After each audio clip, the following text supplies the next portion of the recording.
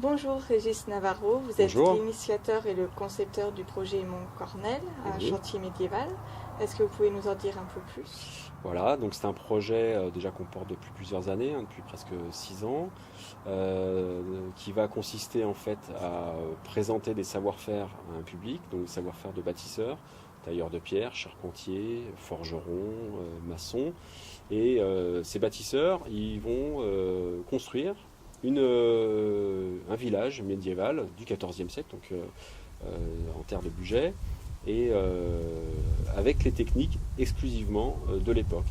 L'idée, c'est de valoriser, de présenter ces savoir-faire au public, qui soit passionné d'histoire, passionné de savoir-faire, passionné de sens. Voilà. Et comment ce projet est né? Alors c'est né, voilà, c'est né surtout de la découverte, j'allais dire, d'un modèle qui est le projet Guédelon, que beaucoup de gens connaissent. Et puis, lorsque j'ai découvert ce projet il y a déjà plusieurs années, je me suis dit, waouh, c'est un projet dans lequel j'aurais bien voulu participer. Et puis je me suis dit, qu'est-ce que je fais? J'attends d'en voir un autre émerger, ou est-ce que j'essaye de me lancer dans cette folle aventure? Et donc, comme j'avais un peu d'expérience en conduite de projet, que j'étais ingénieur matériaux, donc tout ça me passionnait, je me suis dit, allez, banco, je vais rallier quelques copains et on va se lancer dans cette aventure. Du coup, quelle est l'équipe qui travaille sur le projet Mont Cornell? Alors effectivement, comme ça a démarré il y a très longtemps, hein, il y a plus de 6 ans, donc on a démarré avec un tout petit noyau. D'abord, on n'était pas du territoire du budget, on était de la région lyonnaise, et puis on a cherché des territoires. Donc on a monté un projet, des dossiers, puis on a contacté les différentes collectivités, donc le syndicat mixte du Pays du Budget, qui s'est montré très intéressé vis-à-vis de ce projet. Ensuite, ils ont transmis ça aux différentes collectivités, donc il y a des communes qui nous ont proposé des terrains, et donc on a choisi donc le terrain à Rang, et c'est à ce moment-là qu'on a développé le projet sur ce territoire, et qu'on a surtout développé le collectif, puisque c'est un projet qui va se développer de manière collaborative, collective, donc on a monté à peu près 3 équipes aujourd'hui. Donc une équipe projet qui regroupe ce qu'on va appeler probablement les futurs salariés de l'entreprise. Une autre équipe qui sont des bénévoles, hein. L'idée, c'est aussi de rendre ce projet le plus partagé possible. Donc on a une association qui s'est montée l'année dernière et qui a déjà à peu près 50 bénévoles et qui participera donc à ce chantier. Alors plus sur la partie animation. Et puis, surtout important, c'est qu'on a monté un comité de pilotage scientifique, un pilotage historique, qui est là pour cadrer un peu le projet, qui va nous accompagner sur ce projet de manière à ce qu'il ne dérive pas. L'idée, c'est vraiment d'être le plus orthodoxe possible sur ce qui sera présenté, ce qui sera mis en œuvre. Il n'y a aucun intérêt de porter un projet comme celui-là si c'est pour faire du Disney ou quoi que ce soit. Là, on est vraiment sur la construction académique d'un chantier, enfin d'un village médiéval en utilisant les techniques de l'époque. Du coup, le village médiéval de Mont Cornell, il est complètement inventif, mais vous vous basez quand même sur des données historiques. Voilà, c'est ça. Donc effectivement, c'est une œuvre fictive. Donc c'est souvent la question qu'on nous pose. Voilà, est-ce qu'il y a des ruines ou des choses comme ça? Donc nous, on ne fait pas de la restauration, on fait vraiment un projet de construction ex nihilo pour présenter, parce que l'intérêt, c'est quoi? C'est vraiment de présenter le process de construction de A à Z, hein.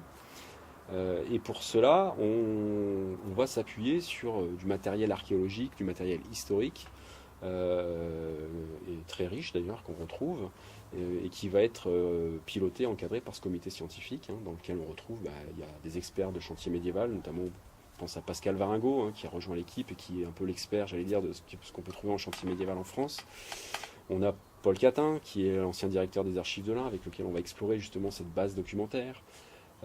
On a Jean-François Reynaud, qui est un professeur émérite d'histoire et d'archéologie de l'art, d'histoire de l'art et d'archéologie, pardon, de l'Université de Lumière. On a Thierry Atto, qui est un architecte du patrimoine. Enfin voilà. Donc c'est un pool de personnes qui va nous aider justement à ce que ce projet soit le plus cadré possible. Parce que ce qu'il faut bien comprendre, c'est ce projet-là, n'est pas un projet piloté par des universitaires. Ce projet-là n'est pas une expérience universitaire de recherche. On n'est pas dans l'archéologie expérimentale. Ce projet-là, c'est d'abord une aventure humaine qui est menée par des passionnés qui ont des qualités, des compétences, et qui vont vivre cette expérience en essayant de la partager au maximum avec les visiteurs, avec les habitants, avec la population. À l'image, j'allais dire, de guides de haute montagne qui accompagneraient, une expédition de passionnés de montagne, le comité de pilotage scientifique va servir de guide, et donc pas de leader, mais en tout cas d'encadrant pour que ça se passe dans les bonnes conditions. Et pourquoi vous avez choisi de créer complètement plutôt de reconstruire? Voilà, alors ça c'est la question souvent qu'on nous pose, c'est pourquoi ne pas restaurer tous ces beaux châteaux, ce patrimoine qui part en ruine, et vous allez investir de l'argent, de l'effort.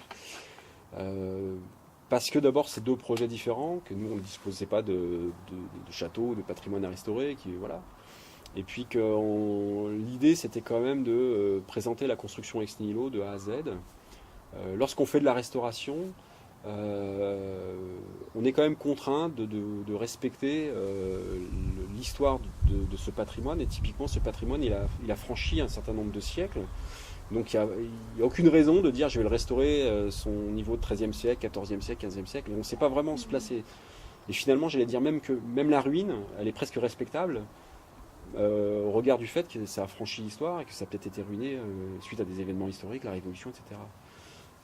L'idée de la construction ex nihilo, c'est de se dire, une fois que ce projet sera terminé, on va livrer un village qui sera neuf, mais qui aura son niveau du XIVe siècle, comme s'il n'avait pas franchi l'espace-temps qui nous sépare, c'est-à-dire qu'il n'aura pas franchi ces 700 ans, et donc on va le découvrir, ce village, tel qu'il pourrait avoir été au XIVe siècle. Aujourd'hui, lorsque vous visitez des villages médiévaux, soit Pérouge ou Ivoire, etc., on n'est pas vraiment tout à fait sur du médiéval au sens strict, et puis il y a beaucoup de remaniements, etc. Donc nous, ce qu'on va construire et ce qu'on présentera in fine, ce sera un village tel qu'on aurait pu le visiter si on pouvait voyager dans le temps 700 ans auparavant. Et étant donné que c'est un projet un petit peu fou, est-ce que vous avez des réflexions qui reviennent souvent? Voilà, alors effectivement, c'est une épopée, c'est une aventure humaine. C'est ça qui est difficile aussi à appréhender. Enfin, c'est aussi un projet qui est construit de manière assez rationnelle. Ça fait 6 ans qu'on porte ce projet. On a franchi toutes des démarches administratives.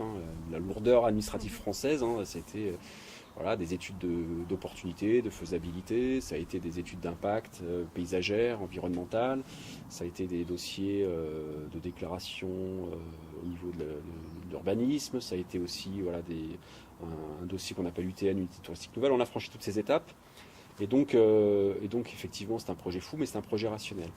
Alors après, effectivement, les remarques qu'on nous fait, celle qui m'embête le plus. Après, c'est normal qu'on me la pose, et parce que les gens ont du mal à appréhender le process. On nous demande, ça va prendre combien de temps? Donc on dit, c'est un chantier qui va prendre 30 à 40 ans, et la réflexion c'est, je verrai pas la fin. Et ça me gêne, parce que quelque part, aujourd'hui on s'intéresse à des résultats finaux, à des objectifs, alors que l'intérêt de la vie en général, et de ce projet-là en particulier, c'est vraiment de privilégier le process. Quand on part en voyage, on ne se focalise pas sur le retour, quoi. On se focalise sur tout ce qu'on va vivre, les aventures qu'on va vivre. Voilà, ce projet, c'est une aventure humaine, elle va être passionnante, elle va être collective, elle va être participative, elle va être coopérative, puisqu'on va monter ce projet en coopérative. Et donc l'intérêt, c'est vraiment tout ce qu'on va vivre à partir du moment où on va poser la première pierre, ou même, j'allais dire, tout ce qu'on a déjà vécu est déjà intéressant. C'est une aventure humaine aussi. Et puis effectivement, dans 40 ans, peut-être que cette aventure prendra fin, et puis une autre prendra le relais. Quels sont les soutiens que vous avez, les soutiens financiers peut-être? Voilà, alors donc c'est un projet, donc on s'est longtemps posé la question comment on allait le faire. C'est-à-dire qu'on a défini un objectif de ce qu'on voulait faire. On a défini, les enjeux auxquels devait répondre le projet. Et puis, la plus grosse difficulté, ça a été de se poser comment on vit cette aventure, comment on la finance, comment on la construit, comment on en fait un succès. Et on a décidé, on s'est rendu compte que c'était quelque chose qui était assez prégnant dans la société en ce moment, c'était de s'appuyer sur l'aspect collaboratif, participatif et coopératif. Et c'est pour ça qu'on va monter ce projet sous forme d'une SIC, Société coopérative d'intérêt collectif. Ça répond aussi ça répond aussi à la réalité de ce projet, qui est un projet qui va avoir comme plus-value, hein, tous les projets doivent être observés et étudiés à l'aune des plus-values qu'ils vont en dégager. Ce projet ne va pas dégager des plus-values pécuniaires pour quelqu'un qui investirait. Ce n'est pas un projet lucratif. Donc on se posait la question du financement.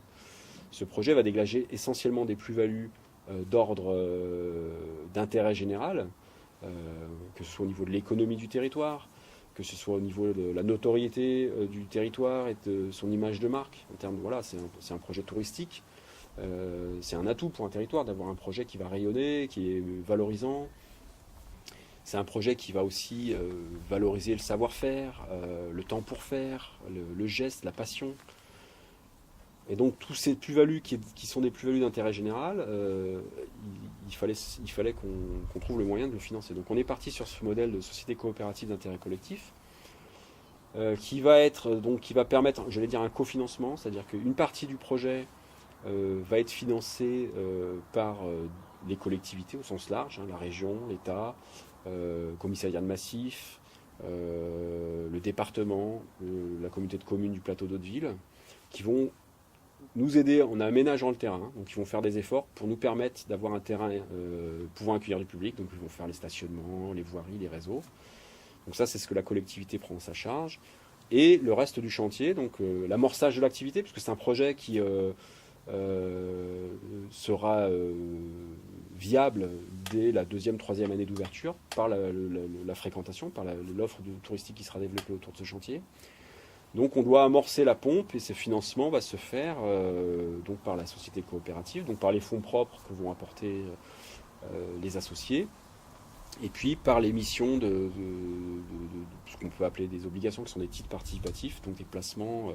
Voilà, tout le monde peut soutenir le projet en souscrivant des titres participatifs, et en le faisant, non seulement vous soutenez un projet porteur de valeur, un projet d'intérêt général, mais en plus, si vous en avez besoin, vous pouvez aussi faire de la défiscalisation, et puis il y a du rendement. Donc voilà, il y a tout un panel de choses qui font que ce projet peut être intéressant pour des souscripteurs de titres participatifs.